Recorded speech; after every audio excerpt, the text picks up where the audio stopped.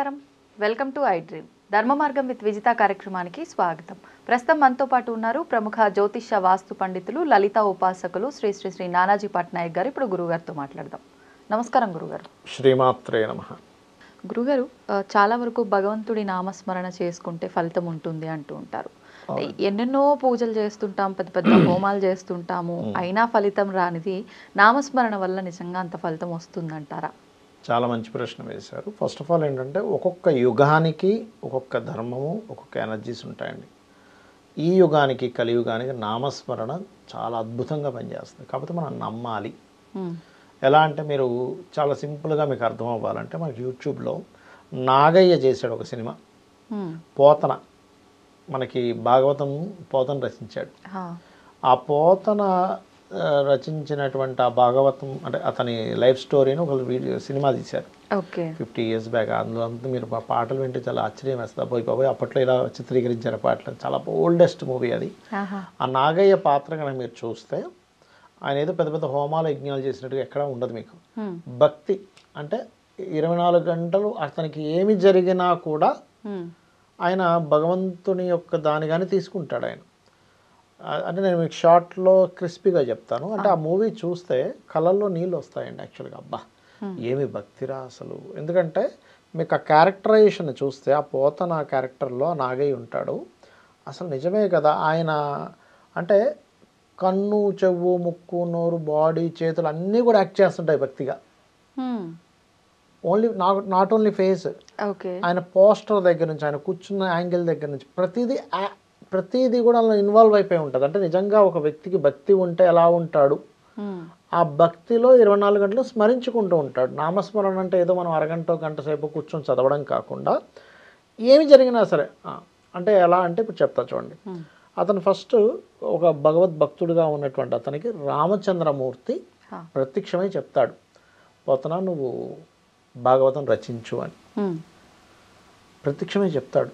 ఆయన అసలు ఎంత ఆనందం వేస్తుందంటే ఆయన ఎక్కడైతే ప్రత్యక్షమయ్యాడో ఆ పాదాలు పడతాయండి. అక్కడ రచించడం ప్రారంభిస్తాడు, రాస్తూ ఉంటాడు.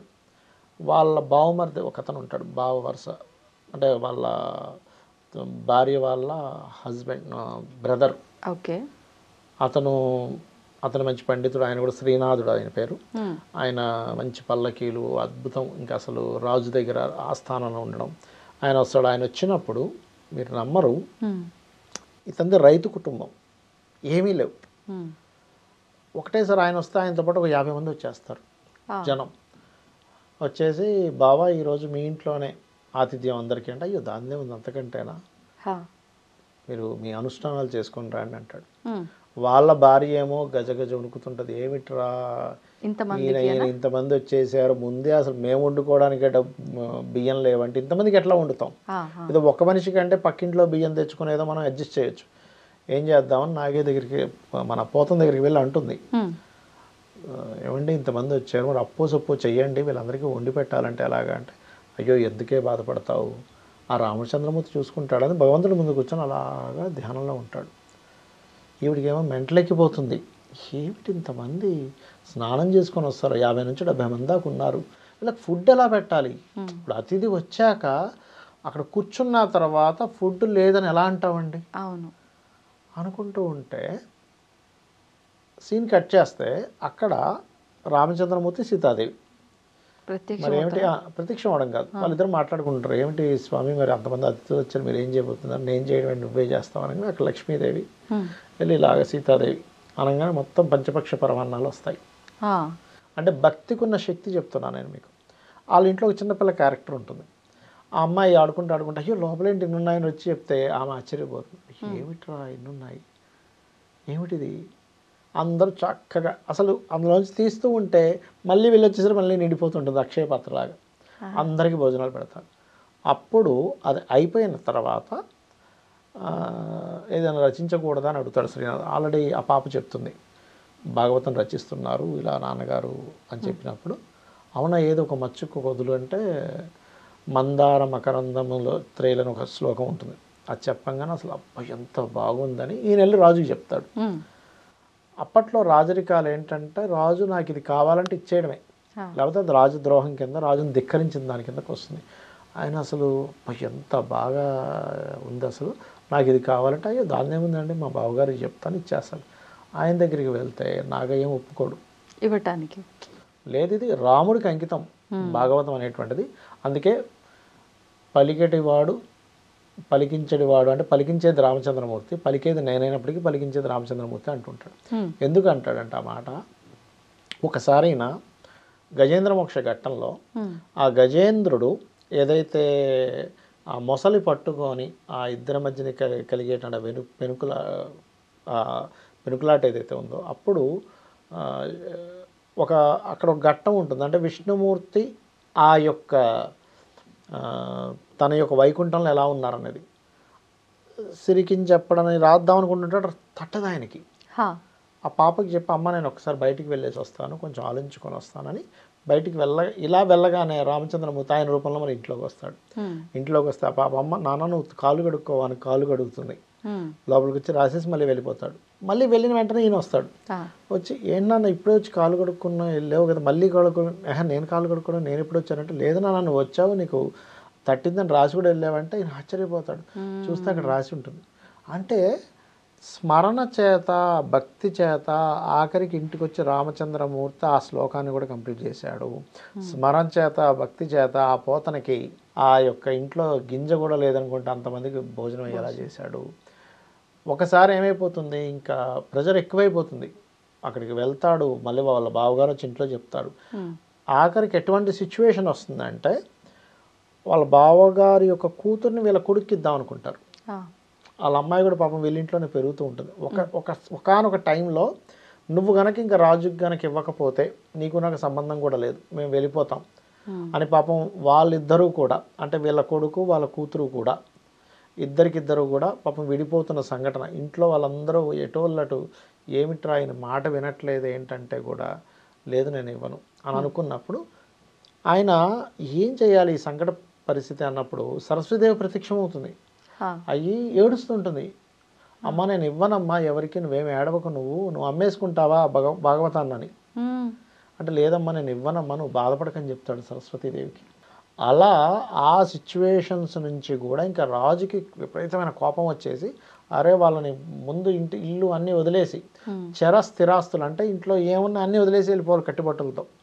అప్పుడు ఆ భాగవతం నేను తీసుకోవచ్చని ఇప్పుడు పంపించేస్తా భాగవతం వీళ్ళకే అవుద్ది కదా, రాజుకే అవుద్ది కదా అని. అంటే రాజు కూడా ఒక రకంగా చెప్పాలంటే అక్కడ మంచి వ్యక్తి, కానీ ఆ సన్నివేశం అలాగా అతన్ని అలా ప్రభావితం చేసింది. అంటే నా మాటను ధిక్కరిస్తాడని ఒక అహంతో ఆ సిచ్యువేషన్స్ వరకు వచ్చేస్తాయి. ఒక రకంగా ఇది భక్తుడికి పరీక్ష అని కూడా అనుకోవచ్చు. పరీక్ష ఎగ్జాక్ట్లీ పరీక్ష. అయితే అక్కడ అంటే ఆ స్టేజ్లోకి వెళ్తేనండి మనం చిన్న చిన్న పరీక్షలు అనుకోవడానికి లేదు. అంటే మీరు ఒక సంఘటన ఉంటుందండి అందులో, వాళ్ళిద్దరూ తండ్రి కొడుకు అన్నం తిందామని కూర్చుంటారు.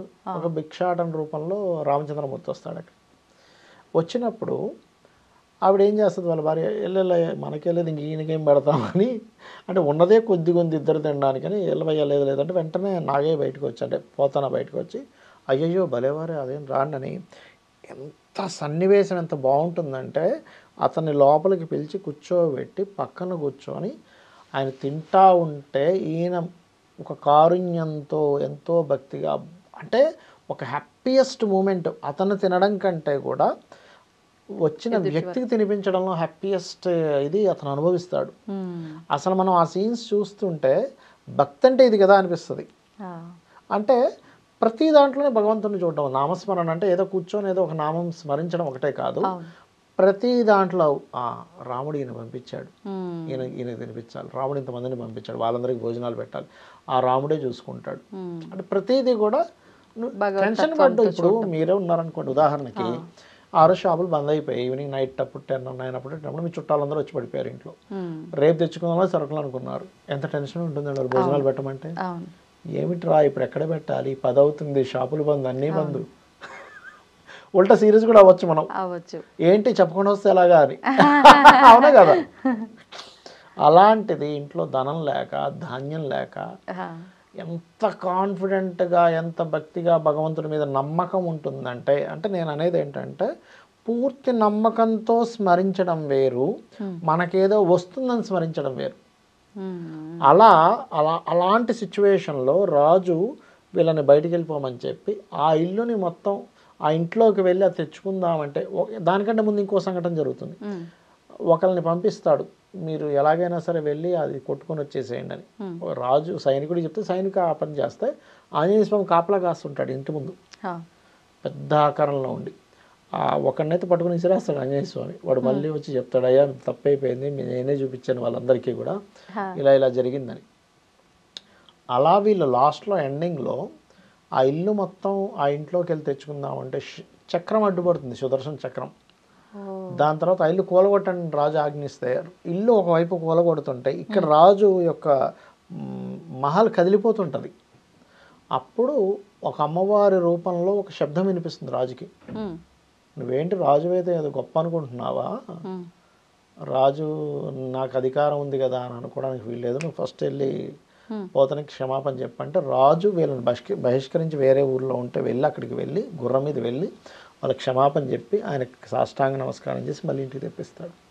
అంటే మీరు నామస్మరణ అన్నారు కదా, కేవలం నామస్మరణతో భగవంతుడు మీ అందే ఉంటాడు, మీ పక్కనే ఉంటాడు అని చెప్పడానికి అదొక గొప్ప మూవీ అండి అది. అంటే ఇదంతా కూడా మనం భక్తితో చేయాలి. భక్తి, ఎస్ ఎగ్జాక్ట్లీ, మంచి ఇది మీరు చెప్పారు, భక్తితోనే చేయాలి. ఏదో నాకేదో నేను ఈ స్మరణ చేసుకుంటే నాకు ఈ రక్షణ దొరుకుతుంది కాదు అని ఇష్టంతో, ఎంతో ఇష్టంతో, ఎంతో నమ్మకంతో, అరే ఆయనే చూసుకుంటాడు, మనం ఎవరు. ఇప్పుడు ఆ రాజు వాళ్ళు వచ్చి వెళ్ళిపోండి అంటే పాప అంటుంది, నాన్న అన్నీ వదిలేసి, మరి భాగవతం అంటుంది అది రాముడే ఇదమ్మా, రాముడే చూసుకుంటాడు, రాముడే కాపాడుకుంటాడు, రాముడు ఆస్తి రాముడే కాపాడుకుంటాడులే అమ్మా అని వెళ్ళిపోతాడు. అస్సలు ఆ క్యారెక్టర్స్ అంటే అక్కడ ఎంత నమ్మకమో చూడండి, ఎంత నమ్మకం అంటే ఇంక అసలు అడగొద్దు. పిడుగు పడిపోతున్నా ఆ పిడుగు రాముడే ఆపుతాడు అన్నంత నమ్మకం. భూమి బద్దలైపోతున్నా సరే భూమిలోకి మనం వెళ్ళిపోయి రాముడు కాపాడుతాడు అన్నంత నమ్మకం. పులి వచ్చి పైన పడిపోతున్నా ఆ పులిని కూడా రాముడే కాపాడతాడన్నంత నమ్మకం. నిజంగా ఉండొచ్చు అంటారా ఇప్పుడు ప్రస్తుతం అంత నమ్మకం ఈ కలికాలంలో? ఒకటండి, ధర్మం, ఇప్పుడు మీరు ఎవరెవరినో నమ్ముతున్నాం, భగవంతుని నమ్మడం తప్పే ఉందండి. కానీ ఒకటండి, మనం చేసుకున్న కర్మ కూడా ఒకటి ఉంటుంది కదా, మరి ఆ కర్మ ఖచ్చితంగా తప్పించుకోలేము, అనుభవించాలి. భగవంతుడి మీద నమ్మకం, కర్మ మనం అనుభవిస్తూ ఉంటాం, భగవంతుడి మీద నమ్మకం మనల్ని కాపాడుతూ ఉంటుంది. గురుగారు, మనం ఇంతకు ముందర టాపిక్లో కూడా మహాలయ పక్షాల్లో పితృదేవతలకు సంబంధించిన కార్యక్రమాలకు సంబంధించి క్షేత్రాలకు వెళ్ళడము, అక్కడ దాన ధర్మాలు చేయటము, స్వయం పాకాలు ఇవ్వటము, ఇలాంటివన్నీ మాట్లాడుకున్నాం. అయితే కొన్ని ఇలాంటి మనం ఆచారాలు వ్యవహారాలు పాటించినప్పుడు ఆ తర్వాత ఇంకొన్ని నియమాలు పాటించాలి. అంటే ప్రత్యేకించి క్షేత్రానికి వెళ్ళి ఇంటికి వచ్చే వరకు కూడా కొన్ని రకాల పనులు చేయకూడదు, ఇలా పెద్దవాళ్ళు చెప్తూ ఉంటారు. అలా మనం ఈ పితృ కార్యక్రమాలు చేసినప్పుడు అలా చేయకూడని పనులు ఏమైనా ఉన్నాయా? ఉంటే వాటి గురించి వివరించండి. ఉన్నాయమ్మా. పితృ కార్యక్రమం రేపు చేస్తున్నాం అనగా, అంటే ఉదాహరణకి ముందు రోజు ఈవినింగ్ భోజనం చేయకూడదని చెప్తారు, టిఫిన్ తినాలి గుర్తుపెట్టుకొని. అలాగే ముందుగా చెప్పుకోవాలి, మనం ఏం చేస్తామంటే ఒక బెల్లం ముక్క, ఆకు ఒక్క బెల్లం ముక్క, ఒక అరటిపండు పెట్టి దండం పెట్టుకుంటారు.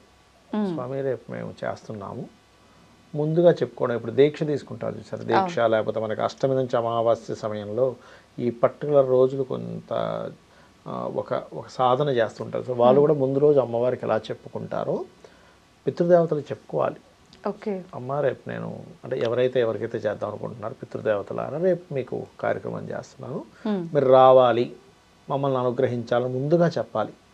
అది దీక్ష తీసుకునేటప్పుడైనా పితృదేవత సంబంధించిన కార్యక్రమం చేసేటప్పుడైనా ఎవ్రీ ఇయర్ మనకి వస్తుంది సంవత్సరానికి ఒకసారి, ఆ సమయంలో అయినా ముందు రోజు ఇలా చెప్పుకోవాలి.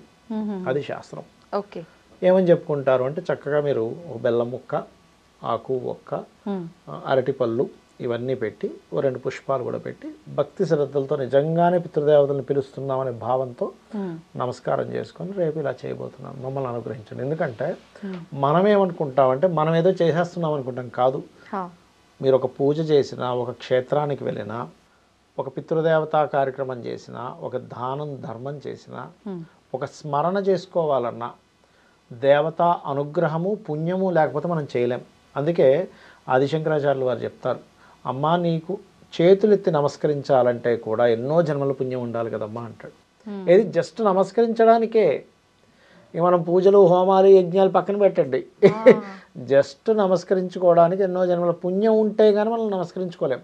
ఓకే. వాళ్ళ ఆజ్ఞ ఉంటే కానీ మీరు చేయలేరు. కొన్నిసార్లు చూడండి, అయ్యో నేను పలానా పూజ అనుకున్నా మిస్ అయింది. ఎందుకు మిస్ అయిందంటే వాళ్ళ అనుగ్రహం లేదు అక్కడ. అలా ముందు రోజు అనుకోవాలి.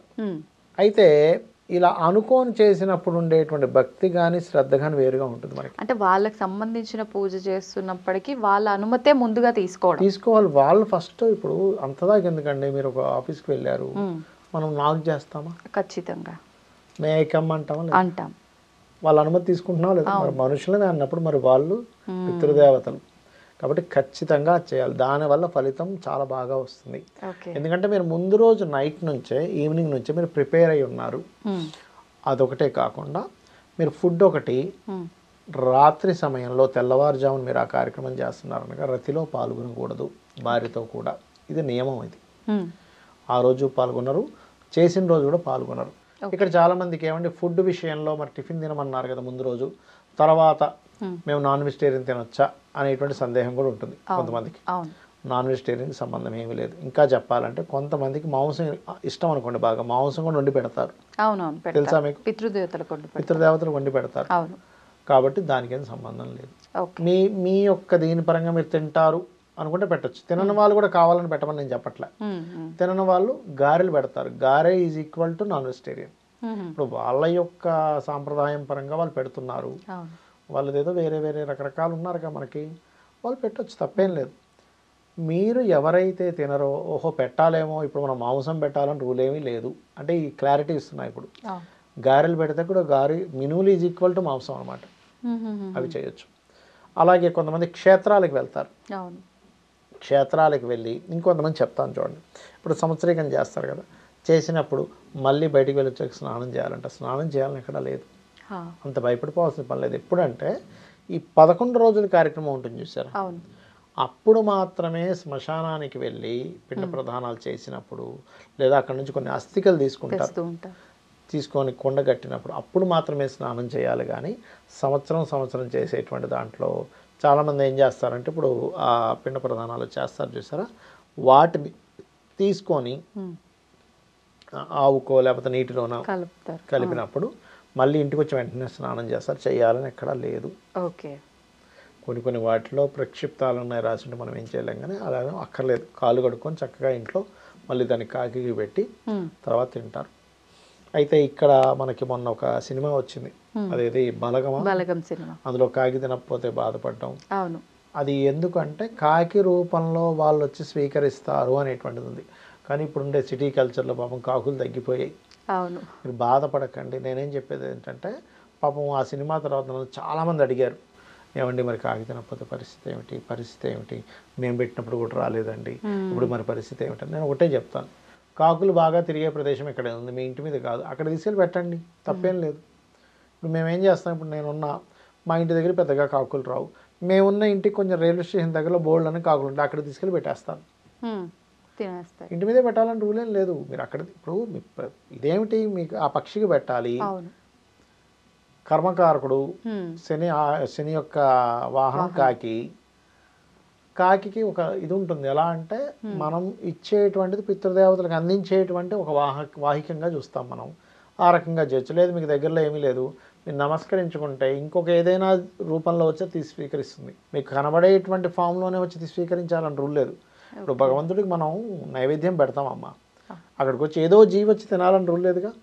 మరి కళ్ళతో చూసి తీసుకుంటాడుగా భగవంతుడు, పరమాత్మ ఎలా అయితే తీసుకుంటాడు అలాగే పితృదేవతలు కూడా వాళ్ళు వచ్చి అక్కడికి వచ్చి వాళ్ళు చూశారంటే వాళ్ళు స్వీకరించినట్టే.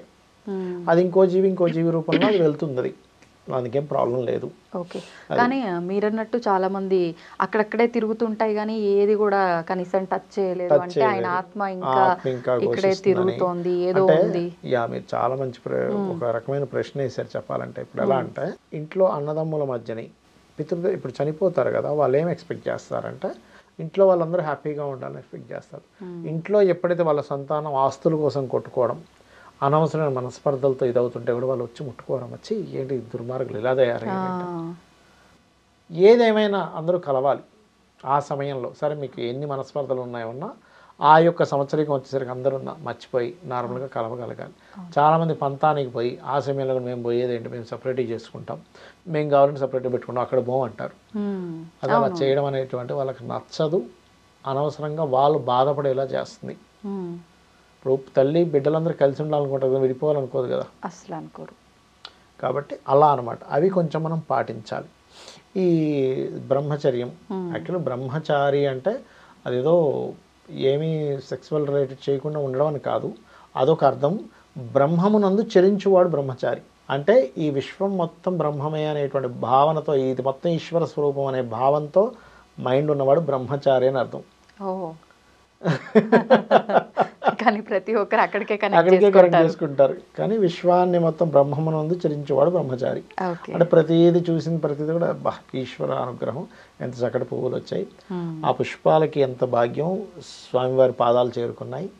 అసలు ఇంత ఇంత ఫ్లైట్ ఇంతమందిని తీసుకెళ్తుందంటే ఆ శక్తి స్వరూపిణి లోపల ఆ శక్తి రూపంలో ఉన్నది ఎవరు అంటే మీకు ప్రతిదీ కూడా ఆ బ్రహ్మముతో ముడిపెట్టుకునేవాడు. అది బ్రహ్మచారి అర్థం అనమాట.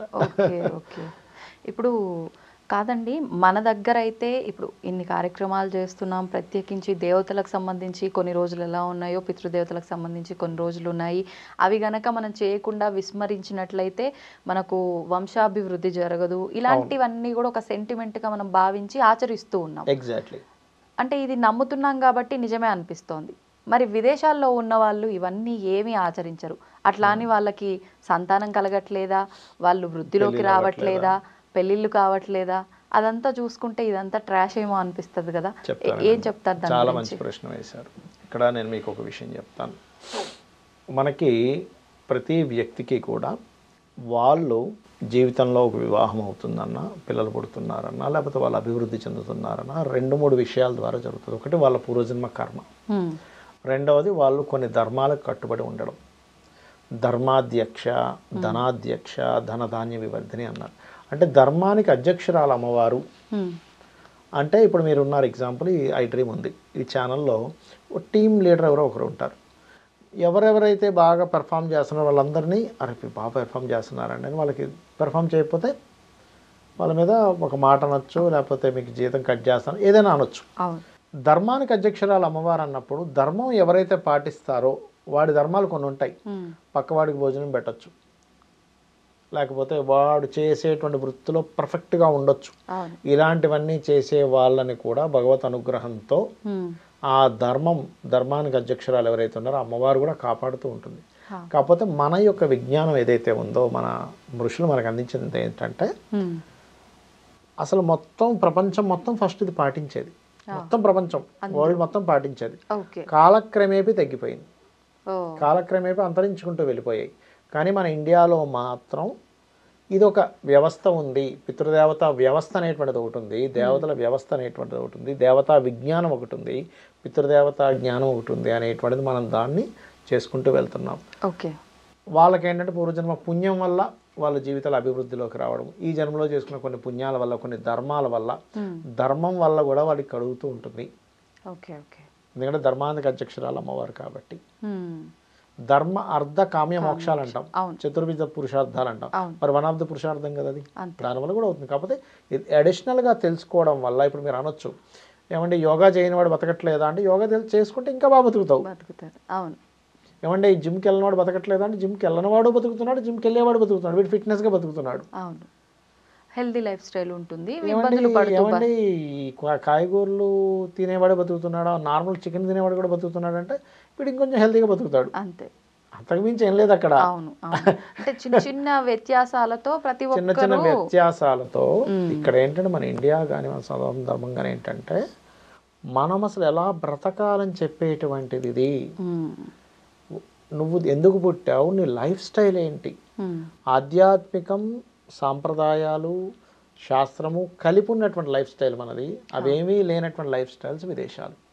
ఓకే, ధన్యవాదాలండి. శ్రీమాత్రే నమః. And for more videos, please subscribe to iDream. Please subscribe to iDream. Please subscribe iDream. And please subscribe to iDream. For more videos, subscribe to iDream. please like, share and subscribe to the channel.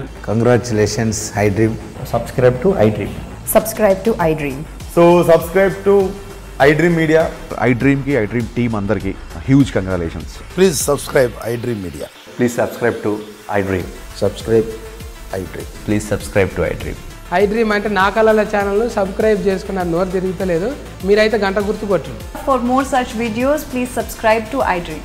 Subscribe to iDream. Please subscribe to iDream. Please subscribe iDream Media. Please do subscribe to iDream. Please subscribe to iDream Media. For best entertainment and information, please subscribe iDream. And don't forget to subscribe to iDream.